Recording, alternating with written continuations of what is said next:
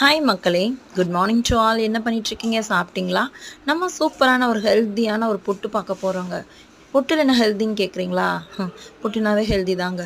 அரிசி மாவு, தேங்காய், நல்லெண்ணெய், வாழைப்பழம் எல்லாம் சேர்த்து சாப்பிடும்போது ஹார்ட்டுக்கு நல்லது. பெண் பிள்ளைகளுக்கு ரொம்ப ரொம்ப நல்லதுங்க. இந்த உடம்பு நல்லெண்ணெய் சேர்க்கறனால உடம்பு இறுக்கம் கொடுக்கும். ஓகேங்களா? அவ்வளோதாங்க. சுடுதண்ணி கொஞ்சம் கொஞ்சமாக ஊற்றிட்டு அப்படியே ஃபிங்கரில் சாஃப்டாக பிசையணும். பிசைஞ்சிட்டு ஒரு கைப்பிடில கொழுக்கட்டை மாதிரி பிடிச்சி அப்படியே உதுத்து விட்டால் பூ மாதிரி விழுகணும். அதுதான் கரெக்டான பதம். ஒரு பக்கம் இட்லி பாத்திரத்தில் வச்சுட்டு ஒரு பக்கம் பிளாக் டீ வச்சாச்சு. இது கரெக்டான காம்போ வந்து இந்த வாழைப்பழம், பிளாக் டீ இதுதாங்க. பால் டீ, பால் காஃபி விட பிளாக் டீ, பிளாக் காஃபி ரொம்ப ரொம்ப ஹெல்த்துக்கு நல்லது. இந்த பக்கம் புட்டு வேகட்டும். நம்ம போய் தேங்காய் அரைச்சிட்டு வந்துடலாம். தேங்காய் மிக்சியில் போட்டு அரைச்சி எடுத்தாச்சு. 20 நிமிஷம் என்னோட டைம் புட்டு வேக வைக்கிற டைமு. அவ்வளோதாங்க, வெந்துருச்சு.